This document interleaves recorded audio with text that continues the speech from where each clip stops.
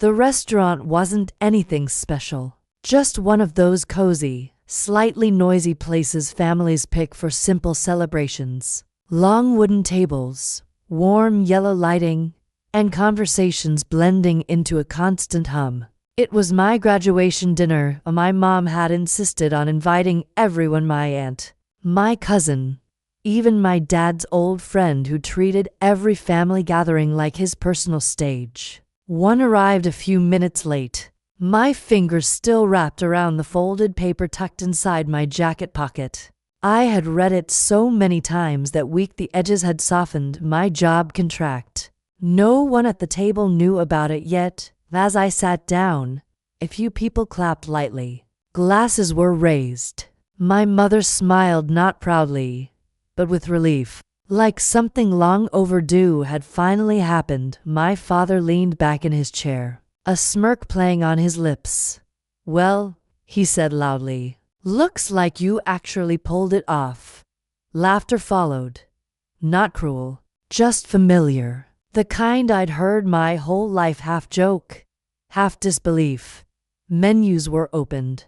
Drinks were ordered. Conversations scattered across the table. For a while, everything felt normal. Then my father reached under the table and pulled out a small, colorful gift bag. Cheap paper, bright print. He slid it toward me with a grin. "Got you something." I opened it.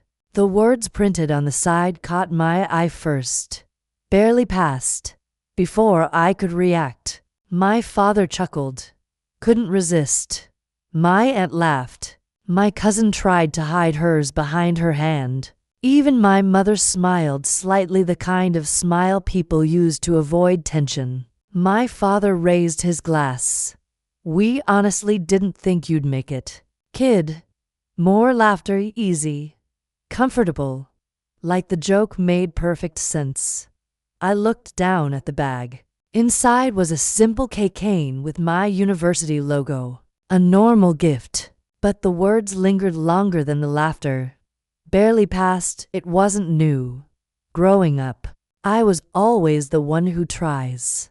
The one teachers encouraged gently. The one relatives asked about carefully. When my siblings succeeded, it was expected. When I succeeded, it was surprising. Halfway through dinner, someone asked the usual question. "So, what's next for you?" Before I could answer, my father jumped in. "Well," he said, smiling, "first we celebrate the miracle of graduation." Laughter again. My hand slipped into my jacket pocket. The folded contract was still there. I hadn't planned a speech, hadn't planned anything at all. But I knew this moment would come. I stood up. The chair scraped softly against the floor, just enough to quiet the table. All eyes turned toward me. I held the gift bag for a moment, then set it down. "Thanks for dinner," I said calmly. "And for the gift." My father raised an eyebrow, amused. I reached into my pocket and pulled out the paper. I actually wanted to share something. I placed the contract on the table. My aunt leaned forward. My cousin put her phone down. "It's a job offer," I said. "I signed it last week." Silence. "It's with a consulting firm in Boston. They want me to start in 6 weeks. The city name alone shifted something in the air. I didn't look at anyone when I spoke next. Turns out, finishing school wasn't the hard part. The silence deepened.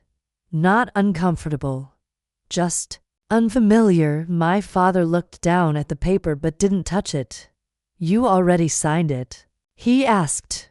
I nodded and a few quiet congratulations followed. My aunt smiled, surprised. My cousin whispered, "Wow."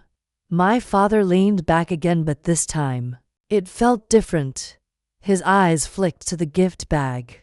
"Barely passed. Didn't seem so funny anymore. I guess we underestimated you," he said. It wasn't an apology, but it wasn't a joke either. I shrugged lightly. Maybe. Dinner continued, but the mood had changed. People asked questions about the job, the city, the move. Their voices sounded more careful now, more respectful at the end of the night, as everyone grabbed their coats. My father stopped beside me near the door. "You're really leaving, Mason?" he asked. I nodded. He hesitated, then said quietly, "Well, good luck." This time, it sounded real outside. The air was cool and still. I stood there for a moment, the city noise fading behind me. The contract was back in my pocket. The gift bag was still in my hand. I didn't throw it away. But for the first time in my life, I understood something clearly. The version of me they believed in was already gone, and the person I was becoming, he didn't need their approval anymore.